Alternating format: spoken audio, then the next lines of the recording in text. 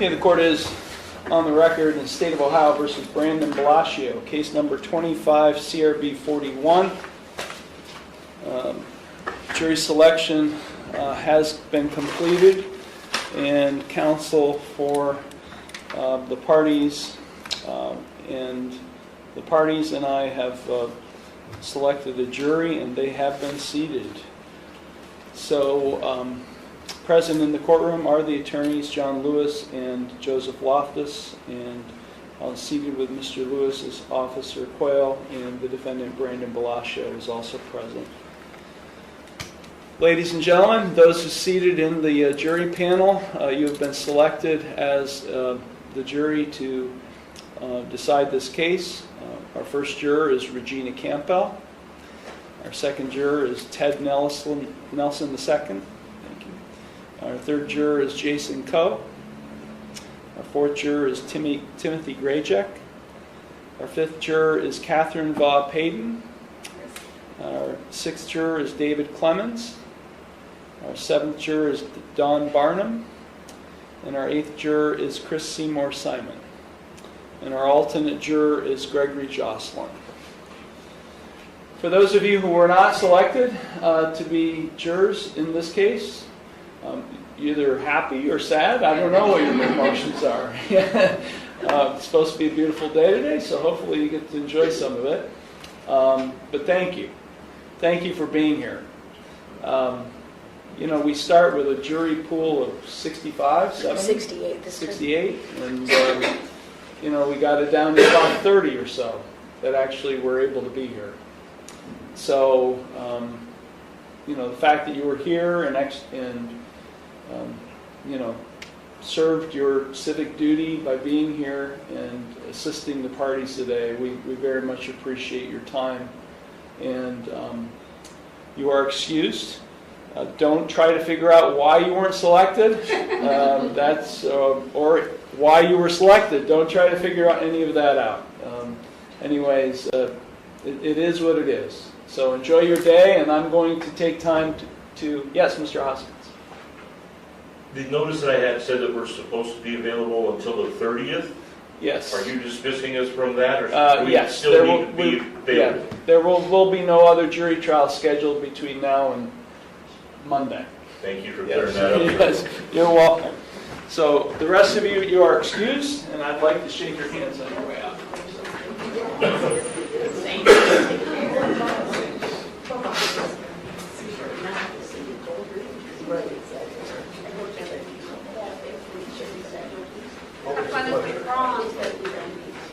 Thank you. Your Honor. Thank you. I'm on my way to prom. Oh, good for you.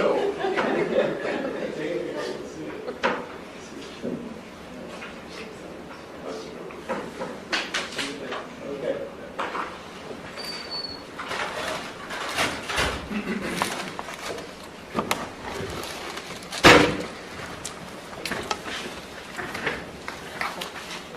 At this time, ladies and gentlemen, who have been impaneled to serve, you're going to take an oath.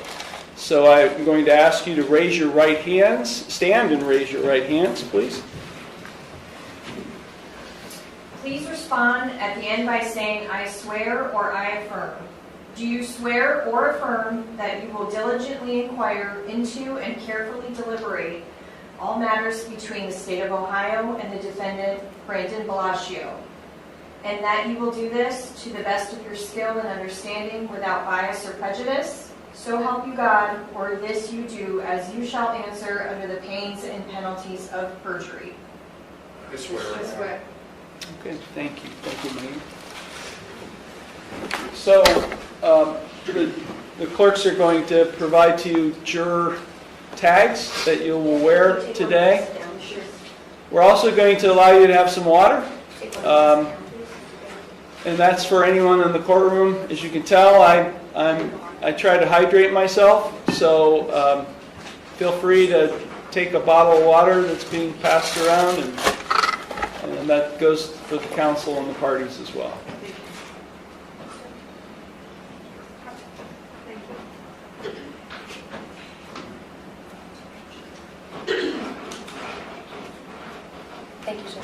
Thank you.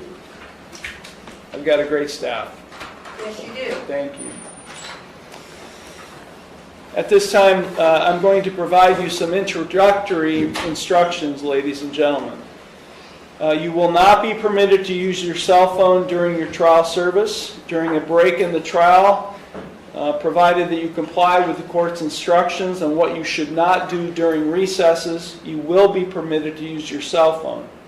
You are required to turn your cell phone off during this trial. So I'm going to ask you, if you haven't already done that, to please do that.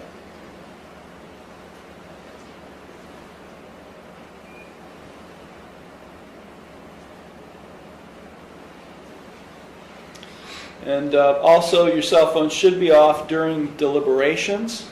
You should not be in any way, shape, or form using or having your phone on during deliberations as well. And you are prohibited from using it except during the breaks, as I previously explained. It is important that you be fair and attentive throughout the trial. Do not discuss this case amongst yourselves or with anyone else. Do not permit anyone to discuss it with you or in your presence. Do not form or express any opinion on the case until it is finally submitted to you. More difficult for you to understand is that you may not discuss this case among yourselves until it is finally submitted to you. You will receive the opening statements, the evidence, the arguments, and the law in that order. It would be unfair to discuss the case among yourselves before you receive everything necessary for your decision. You must explain this rule to your family and friends. When the trial is over, you will be released from this instruction. At any time, you may discuss the case and your experiences, or at that time, you may discuss your experiences and the case as a juror with anyone, but you are not required to do so. And until that moment, you must control your natural desire to discuss this case both here and at home. The court instructs you not to talk or converse with the attorneys, parties, or witnesses during the trial. Likewise, the participants in the trial must not converse with you. If anyone should attempt to discuss the case with you, report the incident to the court or to the bailiff immediately. You may not investigate or attempt to obtain additional information on this case outside the courtroom. It is highly improper for any one of you to attempt to do so. Ladies and gentlemen of the jury, the court and counsel will work on this trial as promptly as possible. Sometimes delays occur, however, through nobody's fault. Motions come up during the trial that must be heard outside of the hearing of the jury. At other times, other cases unrelated to the case on trial come before the court for emergency action and need immediate attention. There may be times when you are sitting in the jury room, not hearing evidence, but that does not mean that we have forgotten you or that the court is not busy. I apologize for these delays in advance, and the court will keep you informed about these matters. The procedure for the trial is controlled by statute. First, counsel for the state of Ohio, the prosecutor, will outline in an opening statement what he expects its evidence will be. Counsel for the defendant may then state what his evidence will be. These opening statements are not evidence.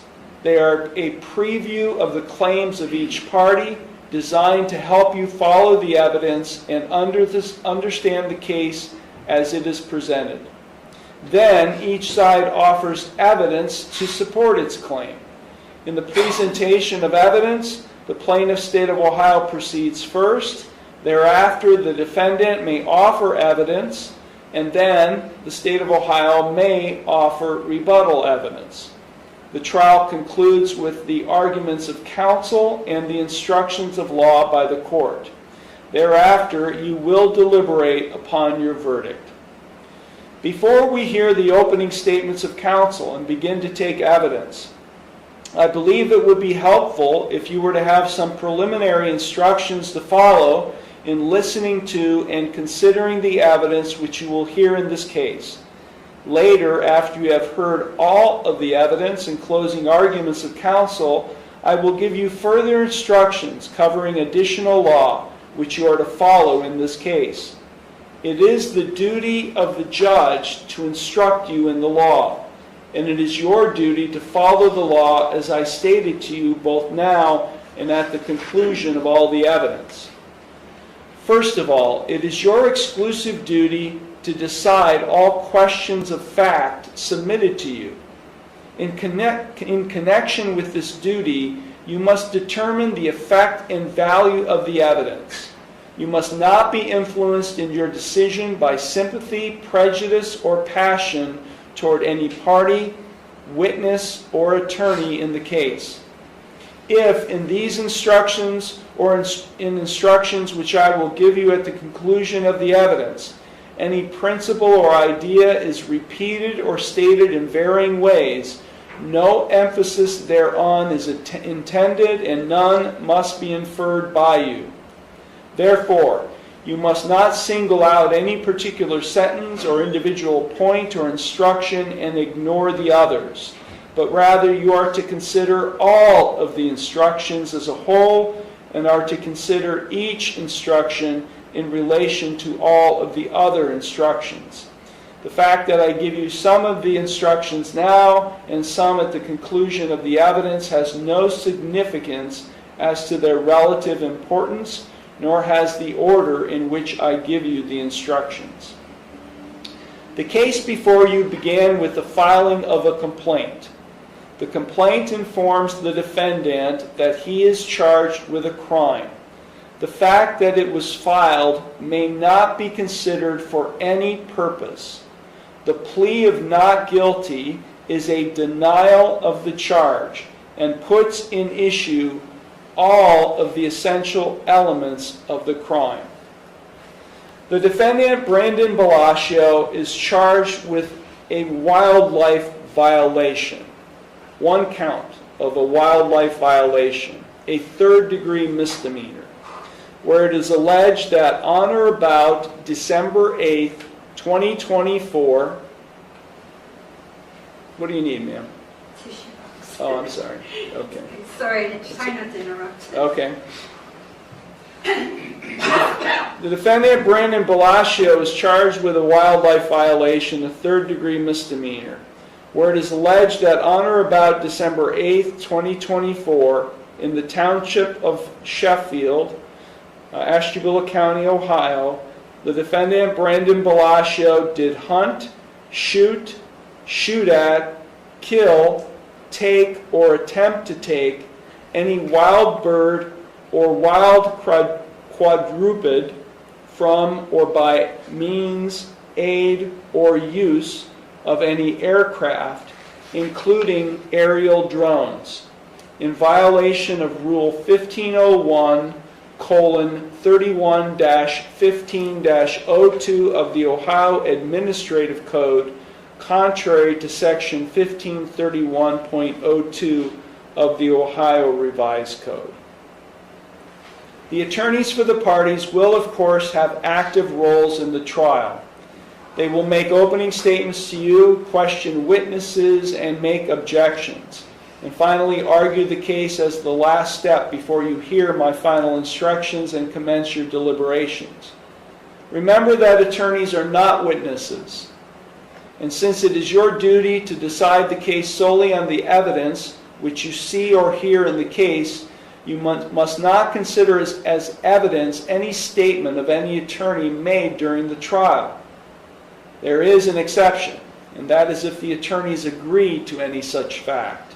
Such agreement, stipulation, or admission of fact will be brought to your attention, and you may regard such fact as being conclusively proved without the necessity of further evidence of such fact.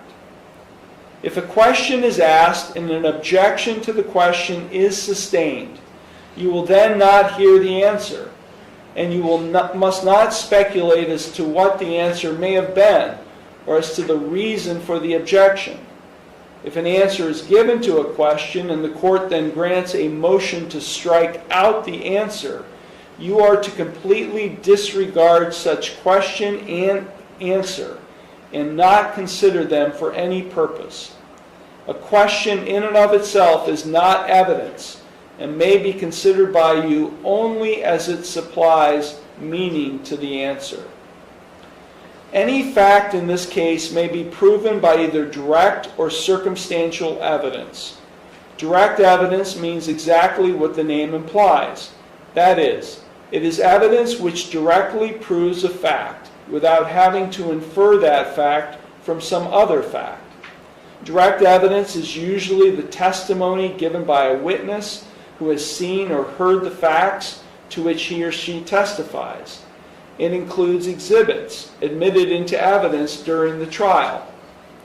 Circumstantial evidence, on the other hand, is the proof of facts by direct evidence from which you may infer a fact in question. For example, if the question of fact in a given case is whether or not Johnny ate the cherry pie, testimony by a witness that he saw Johnny put the pie in his mouth and eat it would be direct evidence of such fact.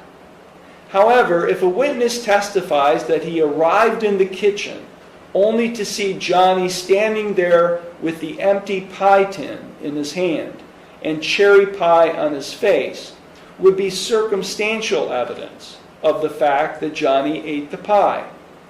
The law makes no distinction between direct and circumstantial evidence as to the degree of proof required, and facts may be proven by either type of evidence or a combination of them.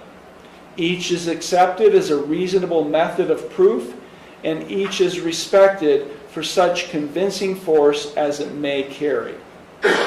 As jurors, you have the sole and exclusive duty to decide the credibility of the witnesses who will testify in this case, which simply means that it is you who must decide whether to believe or disbelieve a particular witness, and how much weight, if any, to give to the testimony of each witness.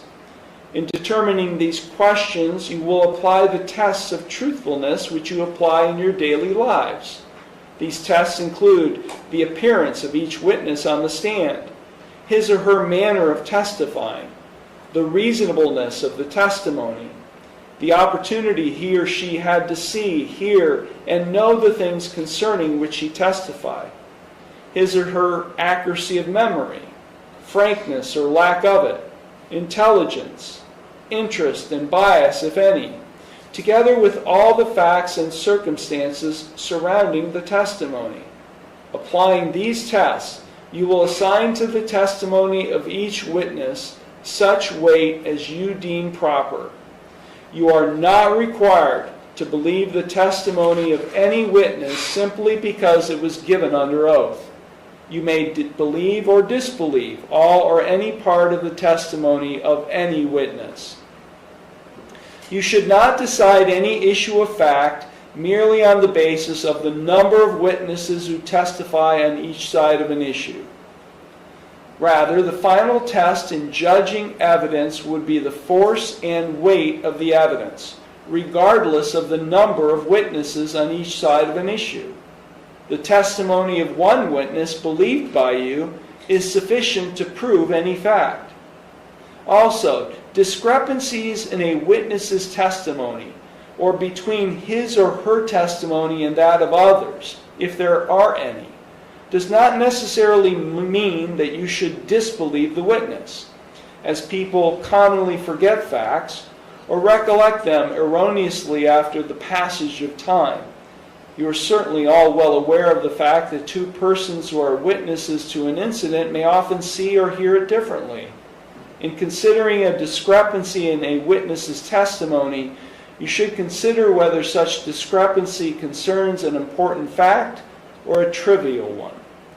If you conclude that a witness has willfully lied in his or her testimony as to a material fact, you may distrust all of his or her testimony, and you would then have the right to reject all of his or her testimony unless, from all of the evidence, you believe that the probability of truth favors his or her testimony in other particulars. The defendant, Brandon Bellio, is presumed innocent until his guilt is established beyond a reasonable doubt. The defendant must be acquitted unless the state of Ohio produces evidence that convinces you beyond a reasonable doubt of every element of the crime charged in the complaint. Reasonable doubt is present when, after you have carefully considered and compared all the evidence, you cannot say you are firmly convinced of the truth of the charge. Reasonable doubt is a doubt based on reason and common sense. Reasonable doubt is not mere possible doubt, because everything relating to human affairs or depending on moral evidence is open to some possible or imaginary doubt. Proof beyond a reasonable doubt is proof of such character that an ordinary person would be willing to rely and act upon it in the most important of his or her own affairs. During this trial, jurors will not be permitted to take notes. This trial is not expected to last long, so note-taking may distract your mind from the evidence that is being presented while you are busy taking notes. Each of you must individually determine the issues in this case. It is your responsibility to listen to the testimony. At the end of the case, your collective minds will then reach a verdict. You will also not be permitted to ask questions of the witnesses. Only the attorneys and court may ask questions of the witnesses. This concludes my preliminary instructions to you, and I hope that they will be of some assistance to you in listening to and considering the evidence. Please keep these instructions in mind as you listen to the evidence and statements of counsel. I may give you additional instructions during the trial. When the evidence and closing arguments are concluded, I will give you additional instructions on the law which you are to follow, together with the instructions you have just heard and any given during the conduct of the trial. Before we begin, counsel, is there any motions that any of you would like to make? Nothing on behalf of the state, Your Honor. Nothing from defense, Judge. Okay, thank you. At this time, ladies and gentlemen, counsel for the parties may give an opening statement. Opening statements of counsel are concise and orderly descriptions of each side's claims and defenses and the evidence counsel expects to produce in support of those claims and defenses. These statements are not evidence. Each side will address you once during opening statements. And the state of Ohio will go first. Mr. Lewis. Thank you, Your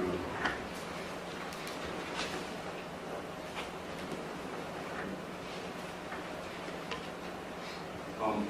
First of all, thank you on behalf of my office and the state of Ohio for serving on this jury today.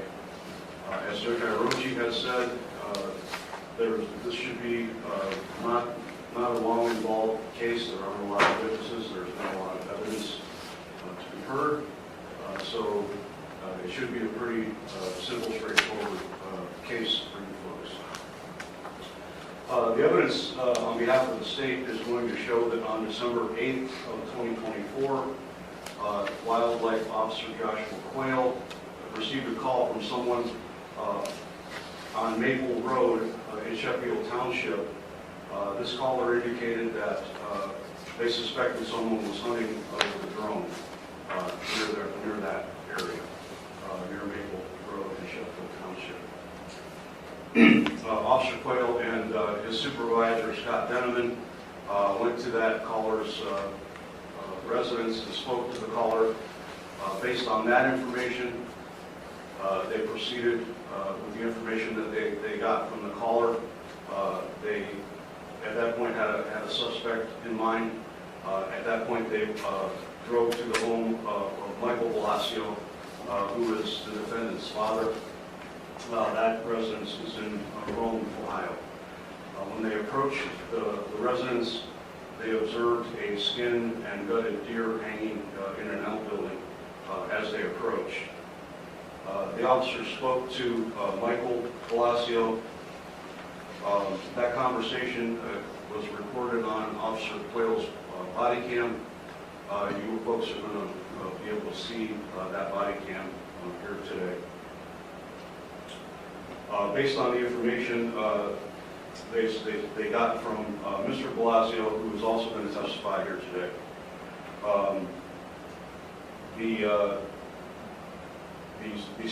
the information received from Michael Bellio was that Michael and his son Brandon went hunting that day. That there was a drone involved. Michael indicated that Brandon was the one operating the drone. Michael was back in the woods while Brandon flew the drone from his truck to look for deer. The drone was actually involved in the looking for and finding the deer. Once Brandon found a deer with the drone, he would then land the drone near them so that Michael Bellio would know where the deer were. If Brandon didn't find any deer, he would fly the drone away and honk the horn to inform his father that there were no deer where they were looking. Using this method, they were able to flush, Michael Bellio was able to flush out the deer with the help of the drone being flown by the defendant.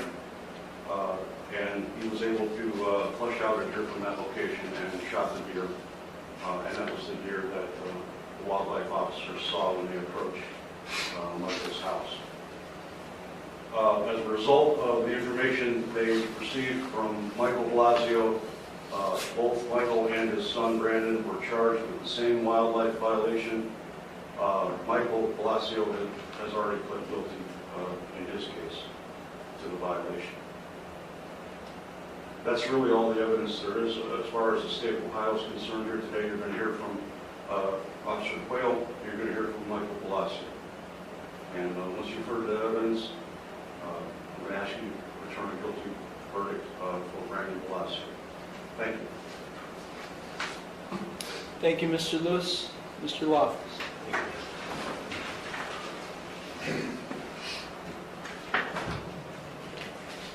So when a father and a son, or a father and his daughter, or a grandfather and his grandchildren, and they go out hunting for the day, or they go out fishing for the day, as maybe some of us have had in our past, you have expectations.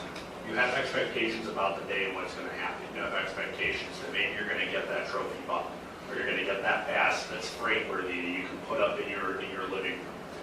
You have expectations of enjoying the day with that person you're spending time with. You have expectations of being out in nature and just taking a breath and relaxing and enjoying that particular time. When you have a father-son duo, like we have in this case, where you have some type of family outing like this, what you don't expect is to be criminally charged. Going out hunting with your father, like Mr. Bellio did with his father on December 8th, 2024, that was not his expectation. And that is not an expectation that we should have. He went out hunting with his father, and that is exactly what happened. Now, Mr. Bellio was criminally charged for this. What Mr. Bellio did that day was use a drone. He used a drone to scout a parcel of property that was anticipated to be hunted by him and his dad. He used a drone to scout this property like a lot of people do, like a lot of avid outdoorsmen, like a lot of photographers or nature enthusiasts. That's what happened, and that's what this case is really about. Now, the city and the state of Ohio is going to try to paint a picture. They're going to try to tell you that Mr. Bellio engaged in cheating or trying to get that unfair upper hand in the sport of hunting. But that's not what happened. You're going to see evidence, and you're going to hear testimony, and you're going to know exactly what happened on that day, and I'm going to tell you what that was. This is a case about a misunderstanding and a miscommunication between two people that were hunting. You will hear from Mr. Bellio, you will hear from his father, Mike, exactly what happened, what was discussed, what was intended to be. This is a miscommunication. The state of Ohio, in its opening argument, referenced that Mr. Bellio was charged with a similar offense and has already pleaded guilty, and that's correct. Because throughout this case, the evidence is going to show you that the miscommunication or that misunderstanding that I'm going to harp on through this case was on behalf of Mr. Bellio, meaning his father. That is why he pled guilty. He's going to tell you that. Mr. Bellio, seated here today, did not commit a criminal offense, and he didn't commit a hunting violation.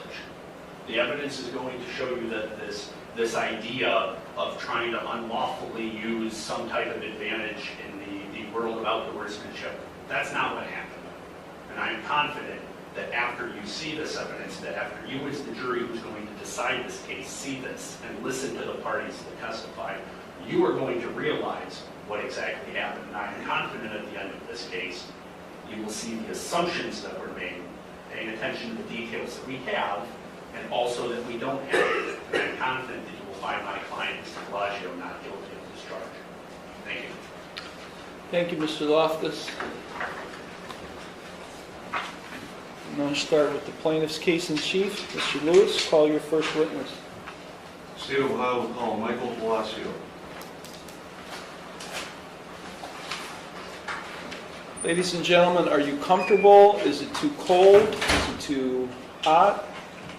Everybody okay? Okay, good. If it gets a bit uncomfortable, please let me know. We'll turn the air conditioning down a little bit. So.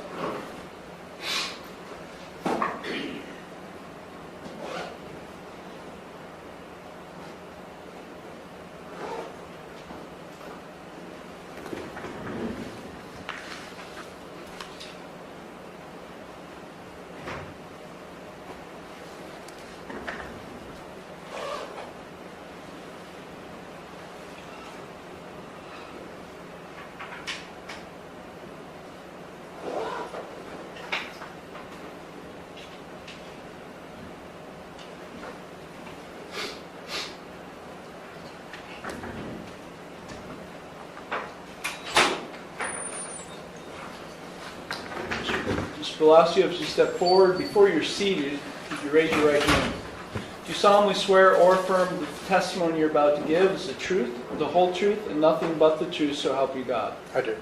You may be seated. Sir, if you can make sure you project your voice so it's loud enough for everybody to be able to hear you, okay? Okay. Thank you. You may begin, Mr. Lewis. Thank you, Your Honor.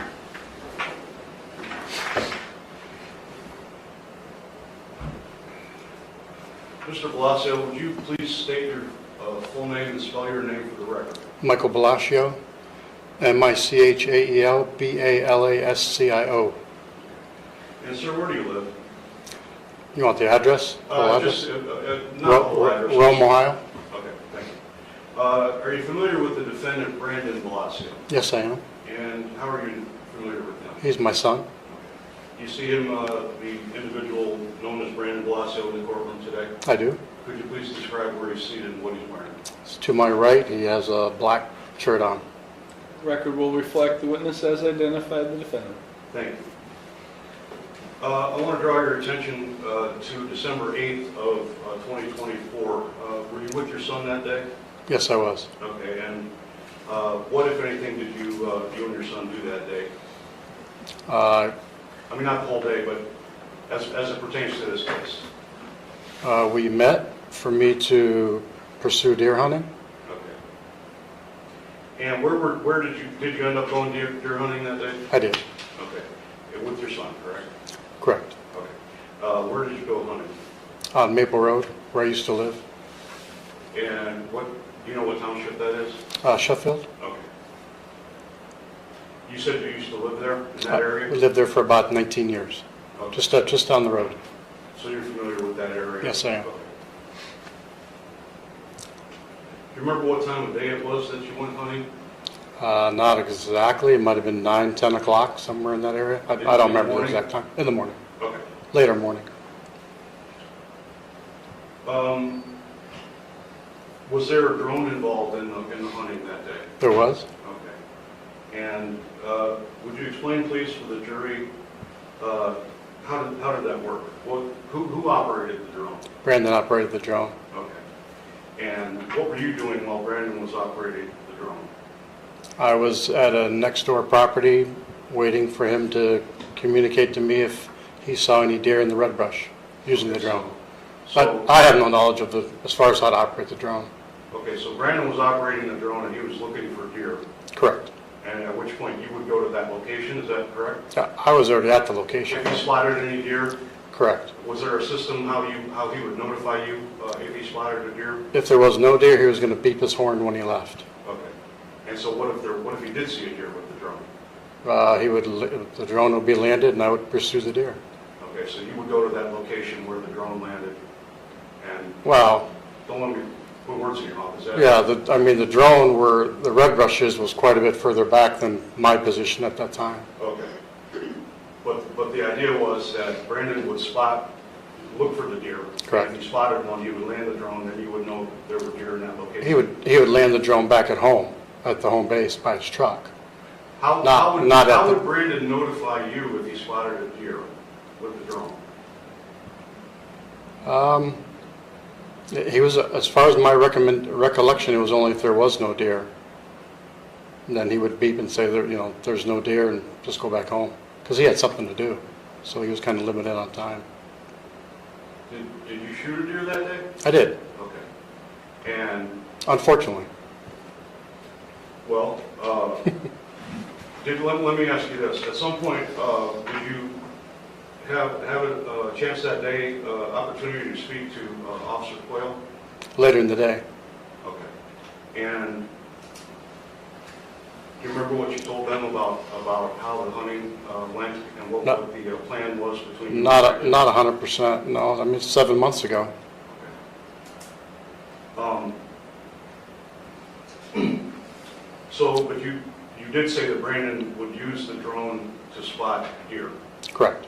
and then you would go to that location Correct. and hopefully shoot a deer, right? Correct. Okay. And did that happen that day? It did. Okay.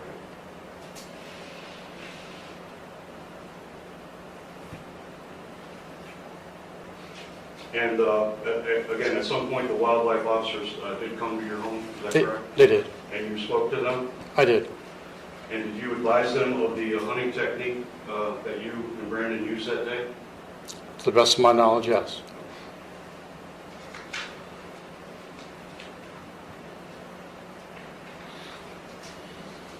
Did you know that it was illegal to do what the hunting technique used by you and Brandon that day? Not at that time, no. Okay. Were you also charged with a violation like the one your son is currently charged with? I was. And what was the outcome of that? I pled guilty. Thank you. I have no further questions. Thank you. Cross-examination, Mr. Walters.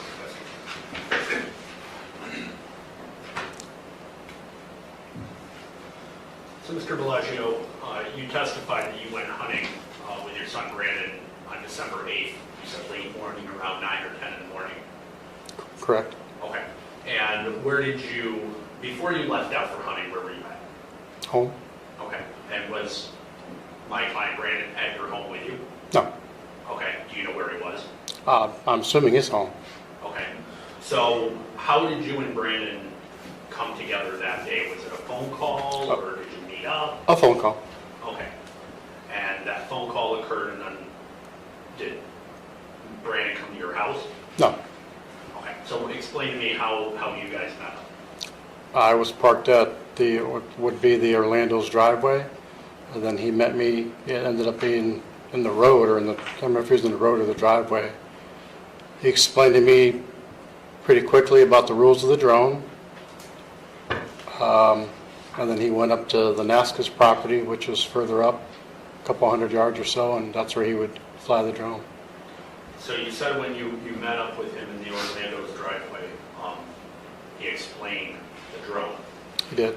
So can you describe for me what that conversation between you and your son was like?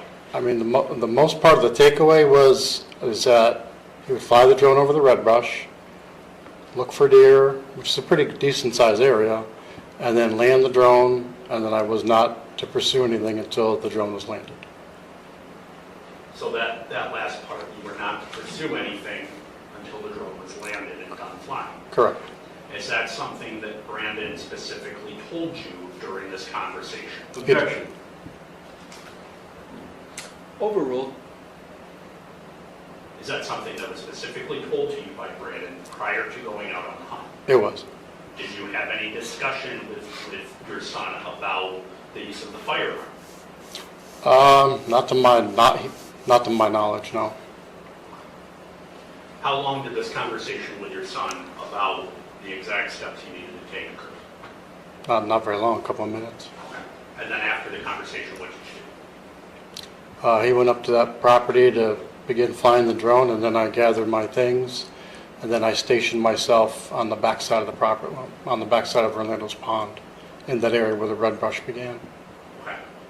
And when you and your son were done having this conversation, and you said he went his separate way and you went yours, were you able to see each other?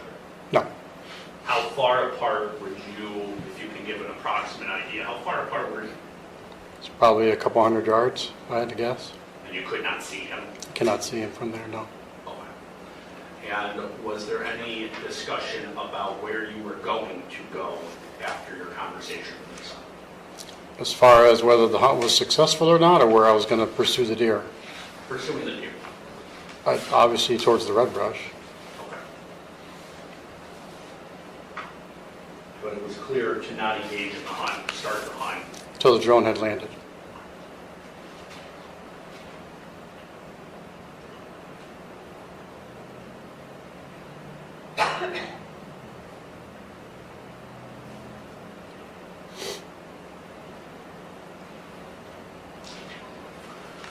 Now, Mr. Bellagio, the prosecutor referenced the fact that you were charged in this case as well, correct? Correct.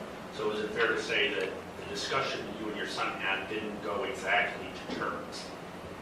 Correct. Okay. I think the biggest thing is my understanding of what it means to pursue a deer on my behalf was incorrect. Based on your incorrect understanding, did you start the hunt too early? Correct. And you were charged with the exact violation, right? Correct. And you were charged in this court, correct? I was. And the prosecutor has already brought out the fact that you pled guilty to that charge, correct? Correct. You did not have a trial in that case, correct? Correct. And you were represented by counsel in that case, correct? Correct. And who was that counsel? It was you. Okay.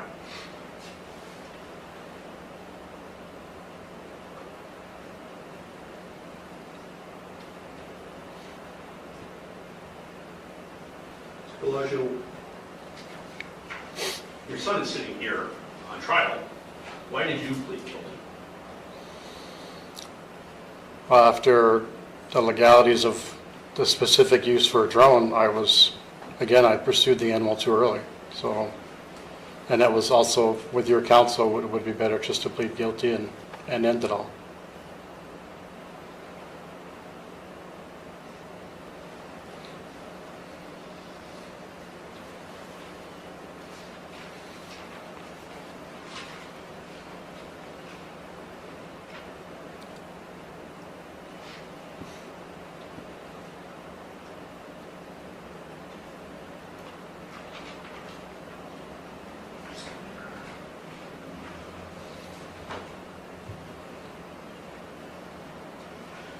In your testimony, you clarified the plan that you and your son had come up with.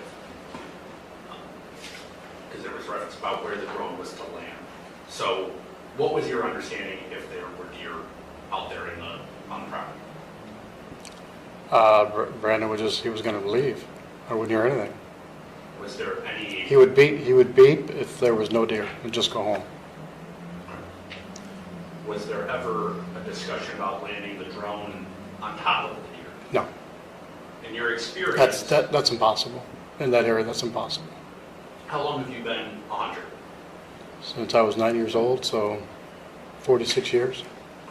Mr. Bellagio, can you make sure you keep your voice up, please? Sure, I Thank you. apologize. Okay. So you've been a hunter for 46 years. Roughly. bow and firearm? Bow, yes.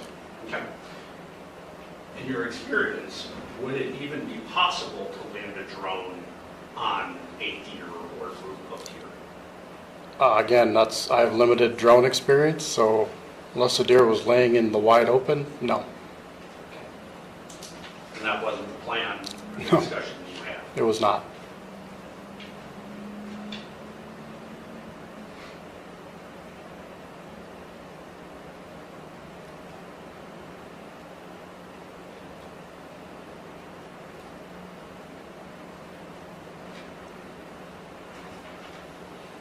And you were successful, you testified that day, right? Correct. Okay, what did you do with deer? I took her home and processed her. I skinned her out at that time. She was hanging in my pavilion. And was your son with you during that time? Or No, do you know where he was? I'm assuming he went home. Okay. And then you did have a follow-up conversation with Officer Quail, who's seated here in the courtroom, right? Correct. There was another gentleman with him too. I don't know who that fellow was.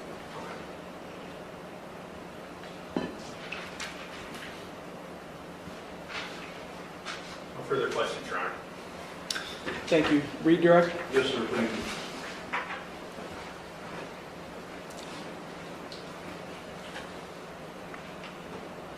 So, Mr. Blasio, how did Brandon convey to you that he saw deer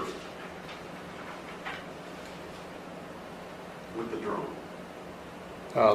He would just be silent. What would be silent? He would land the drone, and then if there were no deer, he would beep on his way out of the property. So your son didn't tell you that he saw deer? Nah, no, I didn't have a cell phone on me or anything. No. What was the purpose of the drone if it wasn't to somehow spot a deer and then inform you that he spotted a deer? Again, that was to tell me if there was deer or no deer at the property.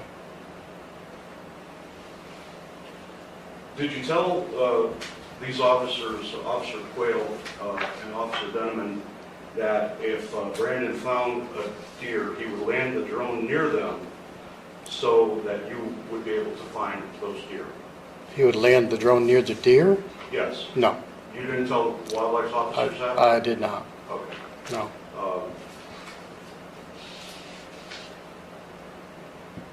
Again, in that area, it's impossible.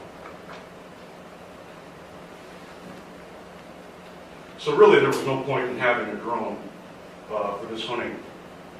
According to your testimony, for this hunting experience, what was the point of the drone? If he had no way to inform you that he spotted deer with the drone, what was the purpose of the drone? Again, to tell me if there was or wasn't deer. I don't quite understand. What was the signal from your son to you that, yes, I spotted a deer, and here's where the deer is? Again, to the best of my recollection, that was what we were That didn't going to happen? do. Which part didn't happen? Either part, that your son spotted a deer with the drone and let you know somehow that he did spot a deer and where the deer were. Again, the area where the deer were supposed to be would be the red brush, which is an area we're very familiar with because we've hunted it for 19 years.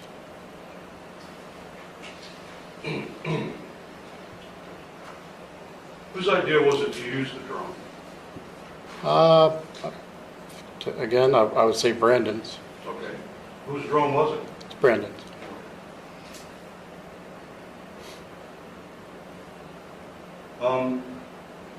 You pled guilty to your charge, right? Correct.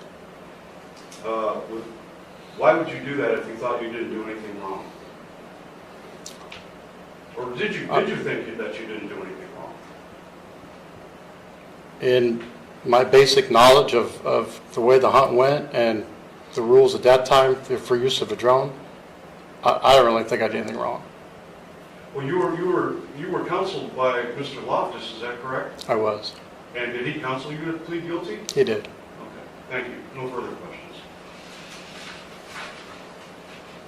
I'll allow recross. Recross.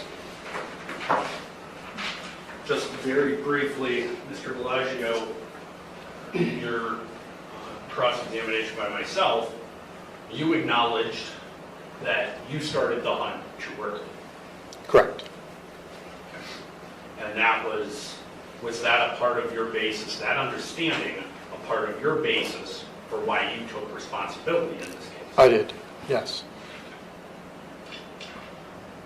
Now, from where you were standing on this day and time, if the initial plan was for the drone to land right down wherever it was over, from your position, would you even be able to see that drone if it landed right down? Probably not. It was hard enough for me to even hear the drone. Is it a heavily wooded area? Yes, it is. A lot of brush? Yes, it is. So with your basic understanding now, with the timing of this, you understand the issue. I do. But at the time, you did not. I did not. Thank you.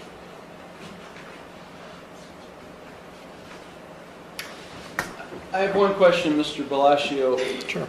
What do you mean by saying that you started the hunt too early or you pursued too early? I'm not quite following you. So what does that mean?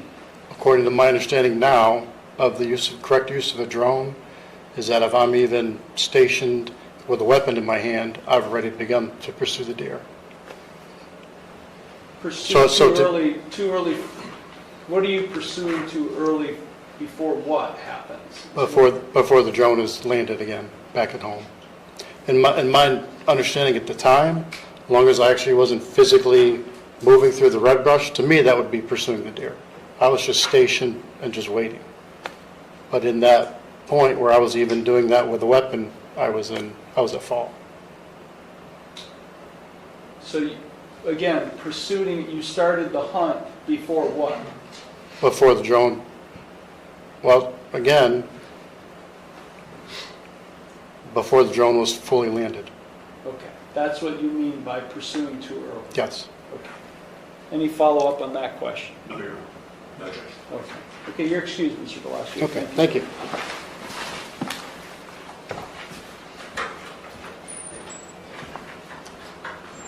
Call your next witness, Mr. Lee. Wildlife Officer Joshua Quail. Officer Quail.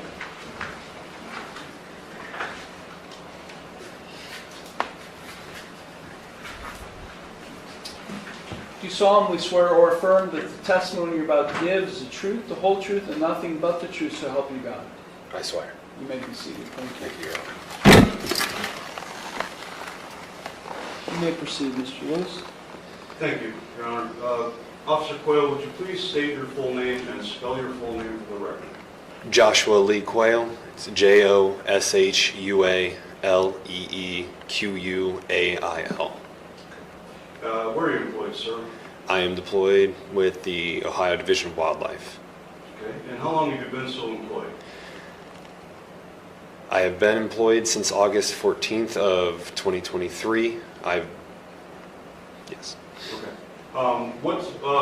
Please, if you would, briefly describe what training you had to go through to become a wildlife officer. Absolutely. You work for ODNR, is that correct? I do. Ohio Department of Natural Resources? Yes. Please describe what training, briefly, what training you went through to become Absolutely. a wildlife officer. Absolutely. So, as part of my training, I was hired by the Department of Natural Resources with the Division of Wildlife. I attended the Ohio State Highway Patrol Basic Police Academy for 21 weeks at the Live-In Academy.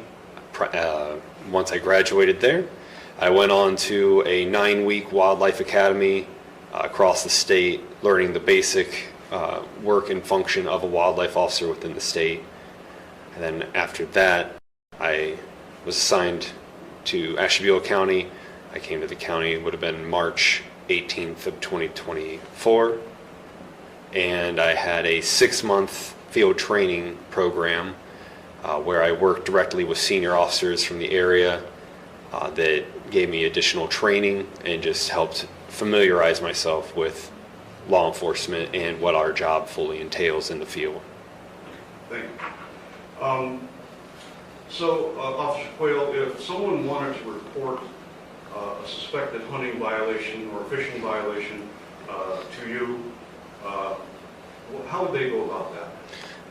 So my direct phone number for my work phone supplied by the division. The phone number is listed on the back of every hunting and fishing regulation copy, and then is additionally listed online at our website with my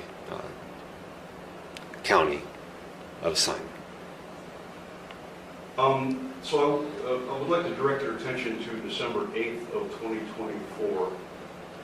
Were you on duty that day? I was. Okay. And did you receive a call that day regarding, receive a call from Maple Road in Sheffield Township that day? I did. Okay. What was the nature of that call? So I received a call.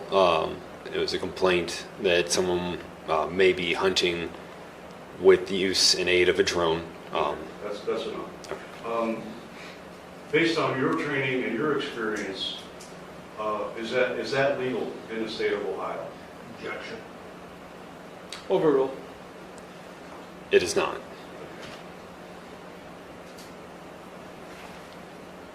In response to the call that you received that day regarding someone possibly hunting with a drone, what did you do? What if anything, did you do? I immediately drove for the location of the incident. The location of the caller? Yes. Okay. And were you by yourself, or was anyone with you? No, I was patrolling that day with my supervisor, Scott Denneman. Okay. So you both went to the location of the caller? We did. Okay. Do you recall where that was? Say again? Do you recall where the caller, the location? It was, not the address, just where, where? it was Maple Road in Sheffield Township. Okay.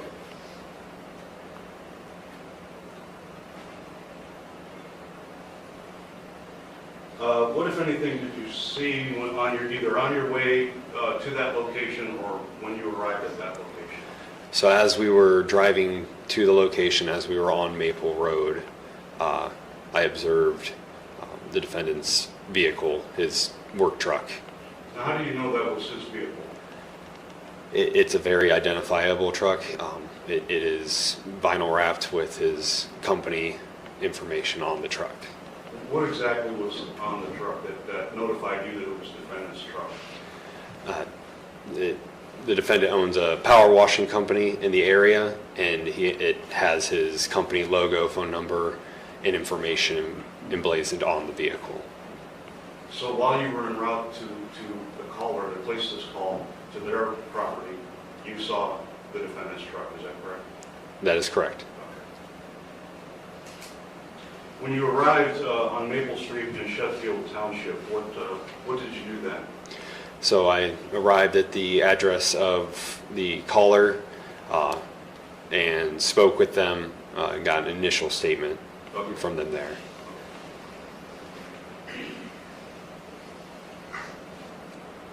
And without going into what they said to you, where was the suspected illegal hunting happening? Was it in the area, in that immediate area?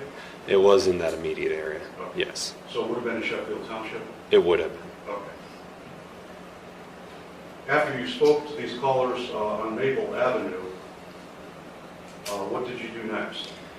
After speaking with the callers, we drove to the specific property where they identified where the hunter had departed.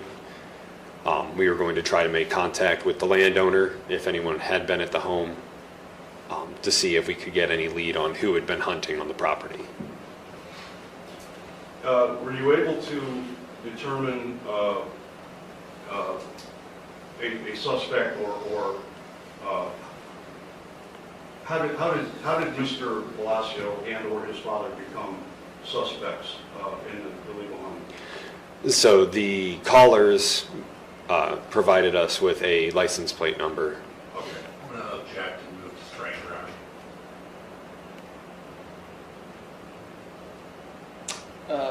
Yeah, without identifying exactly what that plate number was, overruled. Thank you. And based on that information with the plate number, you were able to, what did you do with that plate number? So I entered the plate number into my CAD system and it came back with a return to Mr. Michael Bellio. And so once you got that information, what did you do next? Once I received that information, we drove to Michael's property in Rome, Ohio. Okay. Can everyone hear the witness okay? You guys You hear? can speak up just a little. I'm having a little bit of difficulty myself. so- Okay. Yeah, if you could, I'm gonna turn this fan down just one.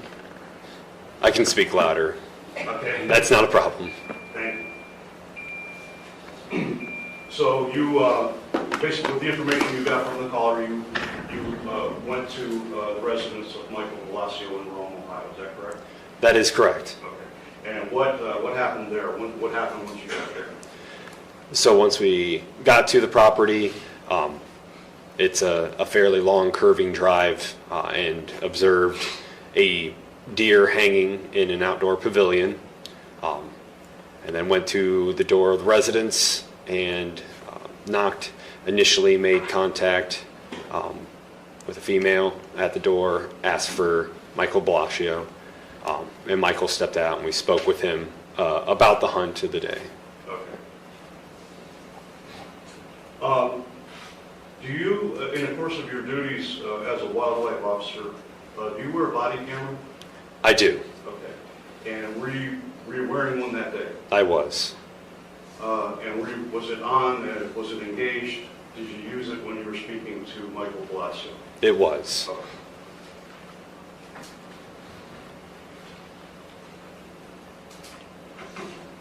Your Honor, if I may, I would like to play that body cam video now. This was provided to Mr. Loftus in discovery. I'm going to attempt to Okay. technologically. Before it's published, any objection, Mr. Loftus? No objection. Okay.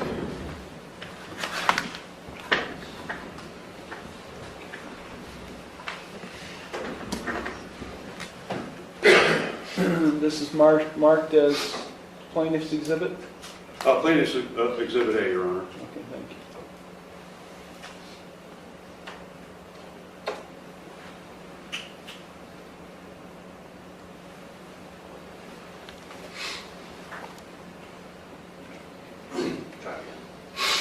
It should pop up dead.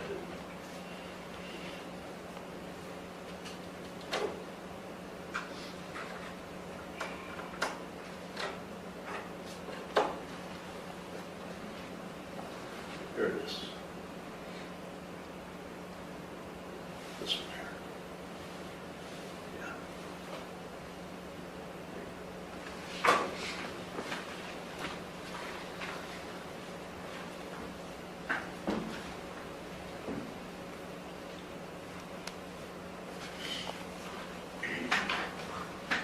For the record, the video is playing. Plaintiff's Exhibit A. Can we explain to the jury why there's no sound? There will be, Your Honor. Well, just explain to them why. It's purely muted. Oh, But maybe I'll Quail can explain better. So our body cam system, the way it works is that when we initiate, it constantly records. When we initiate video, it'll actually go back a minute of recording, so that first minute will be silent. And then there will be sound once I've actually activated the camera. okay. Thank you.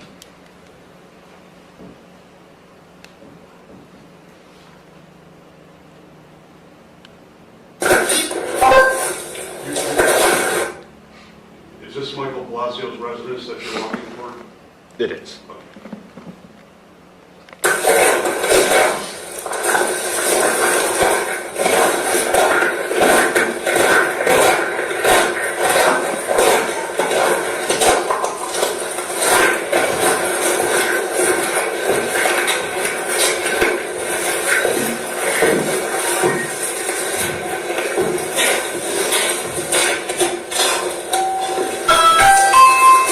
Turn that down.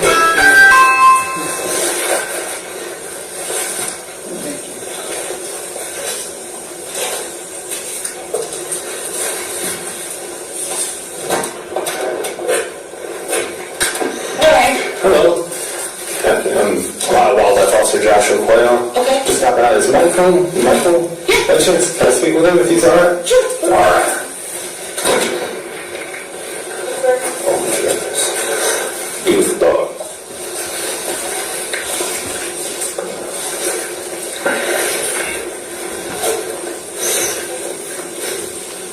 Is Officer Benjamin with you at this point?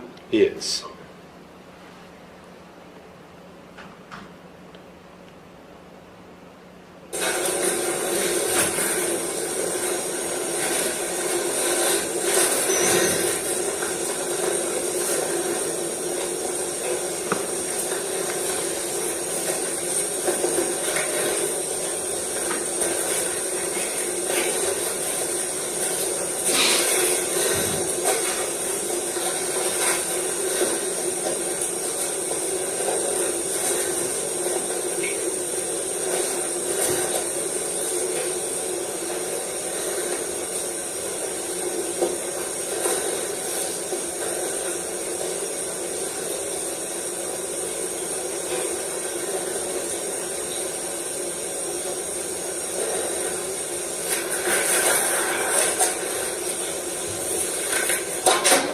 You want to come in?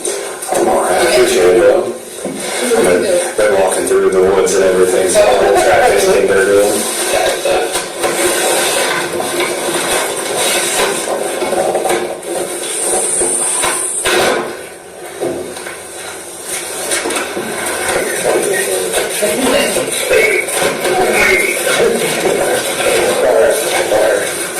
Thank you very much. All right. Thank you. You're welcome.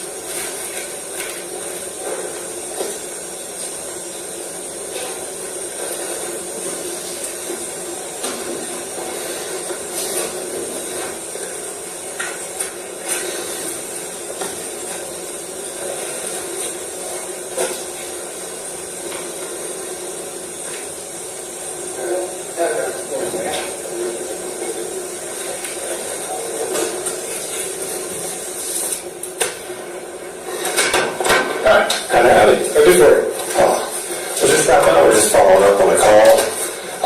Were you out hunting today? I'm assuming I saw the deer up in the barn, so I'm guessing it was a good day today. Yeah. All right. Were you out all four or what? Say again? Just following up. Just had some questions on the hunt. How'd it go today? Good. All right. You want to tell me what all happened now? As far as with the hunt? Some red brush and some deer came out, and I shot that other one. Was one of the last deer to come out. Oh, okay. That's about it, really. Okay. Did you have anyone out there with you today? My son Brandon. Your son Brandon? Okay. He wasn't hunting with me, though. Okay. All right. Was anyone by any chance using the drone at all? He did use a drone. Use the drone? He did. Okay. At his truck. Okay. And you were at the truck then too? No, I was staged at the red brush. Okay. So he was to fly the drone over, and then if he saw anything or did see anything, if he did see anything, he'd beat the horn. Okay. If he did, he would land the drone, and then I would go ahead and go through the brush. All right. So, Okay. as far as all the rules on drones, I really don't know what the outlaw. It's not my drone. I've never flown one. That's what I found. He said it's how we're good to do it. Yeah. Honestly, we're all kind of figuring out as we go. Yeah. What's that? We're all kind of figuring out as we go. Okay. It's a newer technology. Sure. That's why we're having these conversations. How did your hunt go? How did you use the drone? What was, Yeah, that's it. what role did it play? So he flies the drone from the truck, Yep. at the truck, That's correct. goes with the gun, Yep. relocates the deer, Yep. Tries to. drops the drone out of the air. Correct. And if there's no deer, he was supposed to beat the horn. So it wasn't deer, so it wasn't. So then the drone goes away. Right, but what I'm saying is you now walk into the I did. I walked into the red brush. You kind of push, you rabbit on it. Right. And I got lucky. That's the first running deer I've ever shot in my life. So that's it. So we're pretty These are the things we're trying to figure out. Okay. Yeah. Yeah, we're just just following up. The drone use, it's one of those things where it's a new thing, so we get the calls. Was it a pissed off neighbor because he saw? Well, folks are calling again. People are seeing this is the last 2 or 3 years, Sure. especially this year. Sure. It's really coming into play, and folks are seeing it. They don't know what's legal either. They make calls, we follow up, and we stopped at the one address, saw the blood, Okay. follow up from there. So. Okay. Yeah, that's it. Yeah. Pretty quick hunt. Thankfully, good. I don't know, we didn't see crap. No, it's better. Yeah, it's been a rough week. The numbers are showing it too. Well, at least up here. Yeah. So, There goes another. and that's it. So, That's the only one you got this year? that's it. Yes. Unfortunately. A long time at the boat stand, that's it. Why is it better, just out of curiosity, to drive from there to here, you got woods right? Well, my girlfriend hunts here quite a bit, so I'm kind of leaving that for her. So she got buttoned up early in the year. I've got a couple of decent bucks, so I'm trying to get her. She's new to hunting. So trying to get her to get a buck. And I actually hunt a proper F322 at farm. That's what I mean. That's why. I rarely go up there anymore. I used to live there. I make the road. We lived there for almost 20 years. Okay. So, we're familiar with all the woods and generally where the deer go. Just depends on pressure, but they had a lot of snow. Yeah. So when there's a lot of snow, I don't go up there. It's too much of a pain in the butt to try to get out of the woods when it's that deep. Yeah, we caught a guy off of Pontoon Lake Road yesterday. We saw him huffing, puffing, hauling his doe out of the woods and stopped it. And he said, I got back there, shot this one, and realized I didn't have the rope with me, so I drag it out the whole way. So. And as we get older, that's tough. It's a workout. So I haven't hunted up there in probably 3 or 4 years. That's the first time I went up there. I think I shot a little buck 3 years ago, maybe. That was a process. Thanks very much. Take care. Be careful out there. Thank you much. I appreciate it. Absolutely.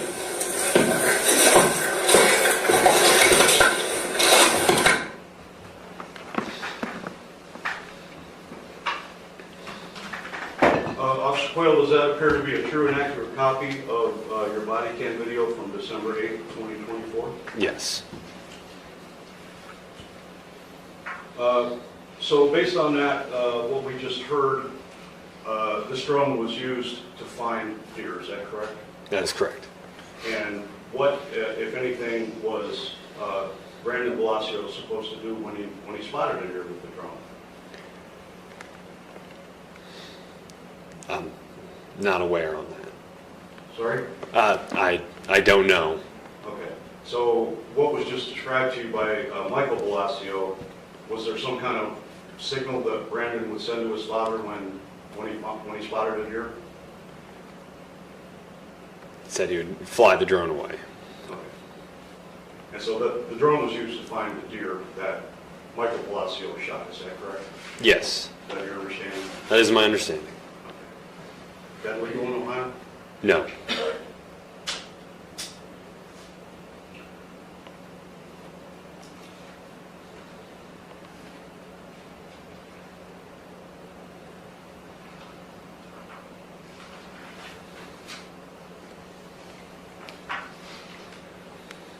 Ladies and gentlemen of the jury, I'm going to just say this. The determination of whether something's legal or illegal will be determined by you based on the law that I give you and the facts that you determine as applied to that law.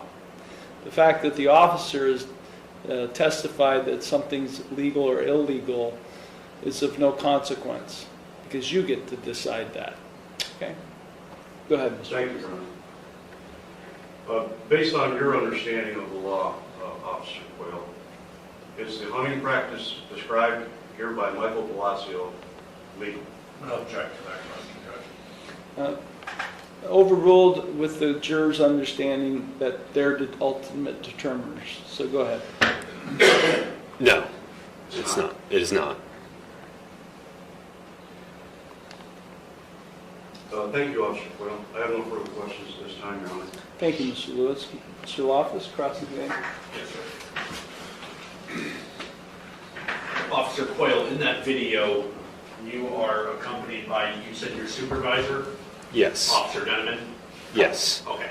And you and Officer Denneman both engaged in a conversation with Mr. Bellagio there, is that accurate? That is correct. Okay. And you're both, getting information from him, engaging in what seemed to be a very cordial, very pleasant conversation, right? Yes. Was it you or Officer Denneman in the video that said to Mr. Bellagio, we're all just kind of trying to figure it out? That was me.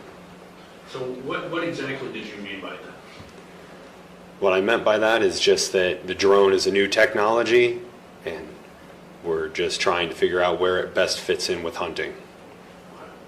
So when you said you're still trying to figure it out, is it safe to say there's a lot of confusion associated with this kind of situation? No. So what is trying to figure it out mean? The trying to figure it out is just that it is an ongoing development with the law and the implementation. Okay. So with an ongoing development and an ongoing implementation, there are questions that still need to be answered, right? Yes. So for example, you can use a drone in the state of Ohio, per your understanding, right? Yes. Recreational use is legal.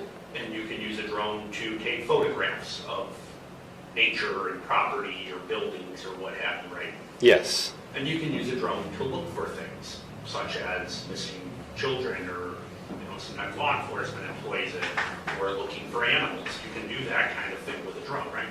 Yes. But when it crosses the line is when it's with a hunt. Yes. So with Mr. Bellagio, Mike Bellagio's testimony, if he started that hunt too early, that's where the problem would lie. Can you repeat that? So with Mr. Bellagio, meaning the client's father, Mike, his testimony that he started the hunt too early, that's where the problem in this case is going to lie, correct? I'm going to object. This calls for speculation. I'm going to overrule the objection as long as the witness understands the question. So go ahead and answer if you can understand. May I ask a question to clarify? I can rephrase, right? Yeah. So you just told me it's okay to recreationally use a drone, right? Correct. And you can use a drone for different purposes, whether it's taking photographs or recreation or looking for something. You can do that in Ohio, based on your understanding. Yes. The problem with this case is that my client's father started the hunt too early, correct? Objection. If you understand what that means, you may answer. Overruled. The OAC lists what is the correct use of drone, and it's for recovery.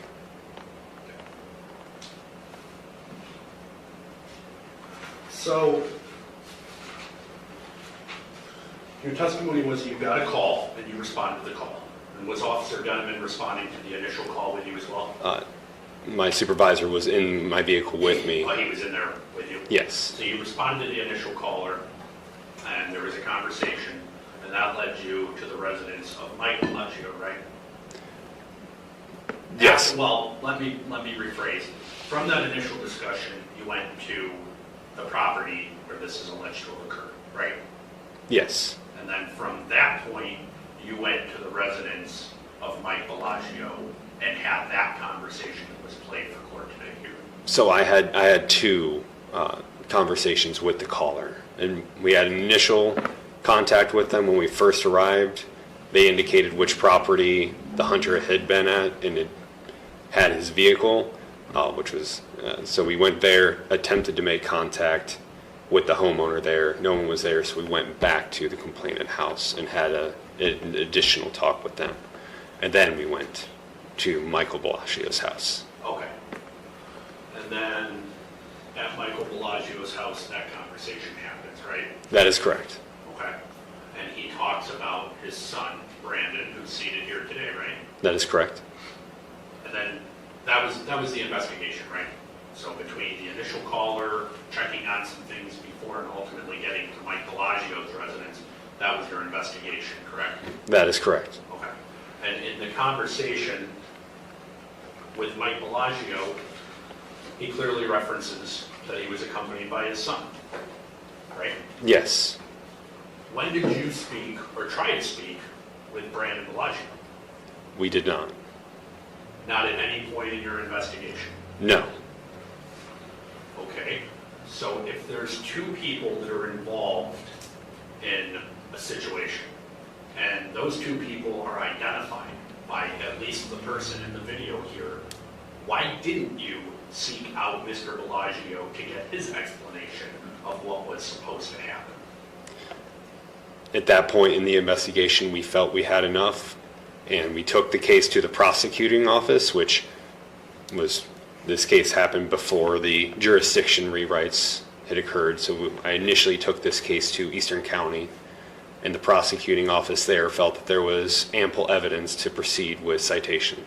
So at that point, when you concluded your investigation after talking with Mike Bellio, you assumed that you had enough information,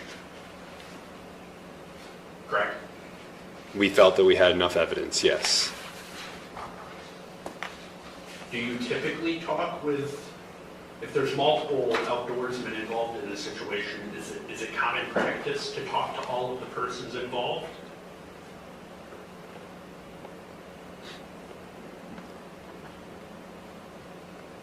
Yes. Okay.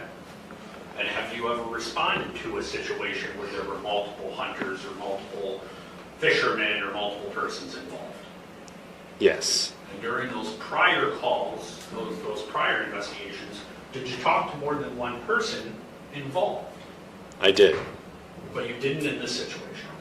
I did not. So up until this point, Brandon Bellio, seated right there, has not even had an opportunity to explain his side, to explain his viewpoint of what was supposed to happen here, correct?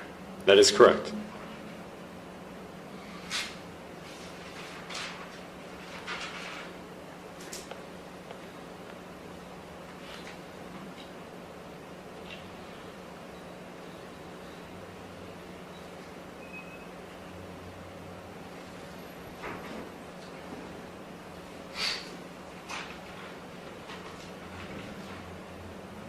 No further questions, Judge. Thank you. Thank you. Redirect. Yes, Your Honor, thank you. Officer Quail, you started to explain a little bit about, you used the term OAC. What does that stand for? So OAC is the Ohio Administrative Code. Okay. And you seem to indicate there is a circumstance set forth in that administrative code that would permit a drone for certain purposes with regard to hunting. There is. Okay, and what would that be? That would be specifically code 1501:31-15-02B2. And that is, it lists that drones may be operated in recovery of a deer pending that all hunters partaking in the hunt are not in the field actively hunting when the drone is flown, and that the drone has to be landed before hunters can go out into the field to recover the deer. And is that, based on your conversation with Michael Bellio, is that what happened here? That is not. Okay. How is what happened in this case different than what you just described? So, from what I described, the drone was actively used while a hunter was in the field with his hunting implement, actively engaged in a hunt, and through use of the drone directly led to the successful hunt. So the drone in this case was used to find the deer, to spot the deer, correct? Correct. And then a hunter shot the deer after it was spotted by the drone, is that correct? That is correct. And that, under your understanding of the Ohio Administrative Code, that's illegal, is that correct? Yes. Thank you.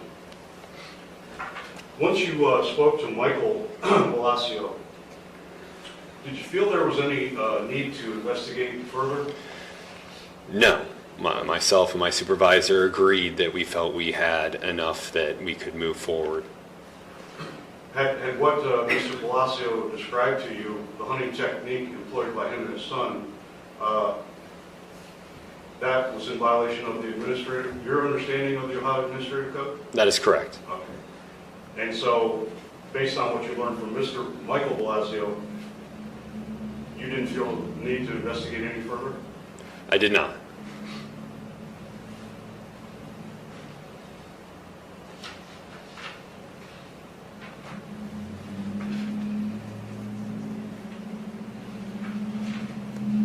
Thank you, Officer Quail. I have no further questions. Thank you, Mr. Lewis. Any recross just on what Mr. Lewis brought up? No, Judge. Okay. Officer, you're excused. Thank you. Thank you, Your Honor.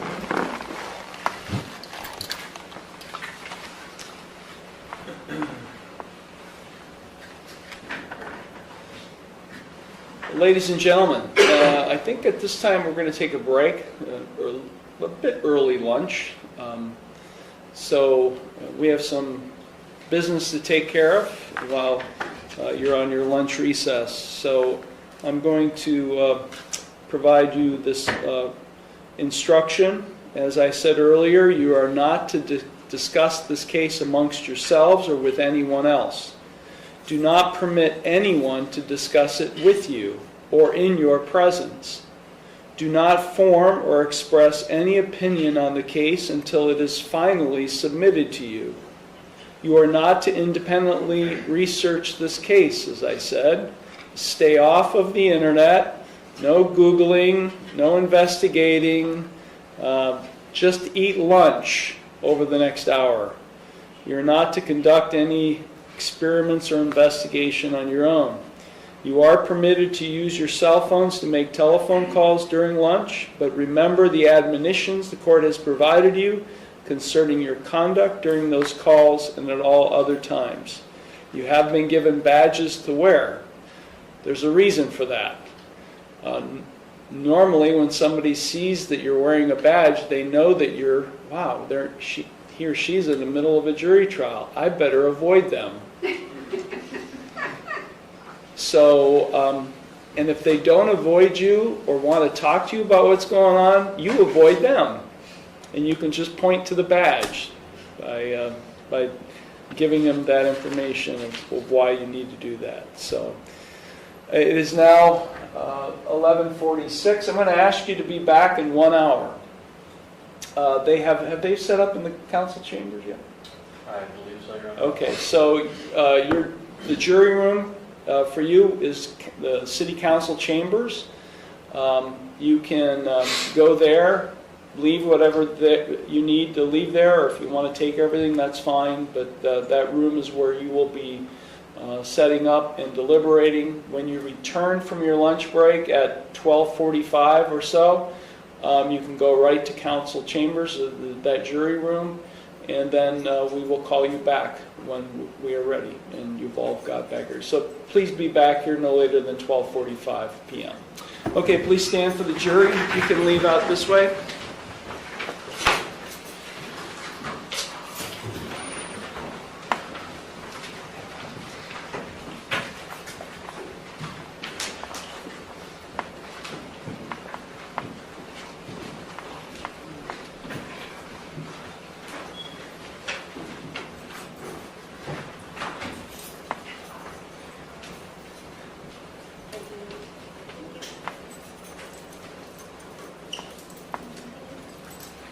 Okay, you may be seated.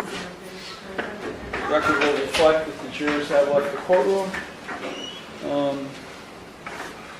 I guess it was my strong assumption, Mr. Lewis, that was your last witness? Yes, Your Honor. Okay. So are you moving for the admission of any exhibits? Would move for the admission of State's Exhibit A. Any objection? No, Your Honor. Okay, State's Exhibit A will be admitted without objection. Does the State of Ohio rest then? Yes, Your Honor. Okay, State of Ohio rests. Any motions or anything, Mr. Loftus? No, Your Honor, just reiterating to the court my previously filed and addressed motion in limine should Mr. Bellio choose to testify. Okay. The motion in limine as filed by the defense is granted. We went on the record earlier, and as Mr. Lewis indicated that he has no intentions of getting into that So that motion to eliminate is granted. Okay, how many, you've already said you may have one? If Mr. Bellio testifies, that would be the only witness. Okay, okay. So anything else we need to address before the defense, if the defense starts its case? I don't believe so. You can't think of anything at this time, Your Honor. Okay, we'll be back here at 12:45 p.m. Thank you all very much. Can we leave things in here? You may. Okay.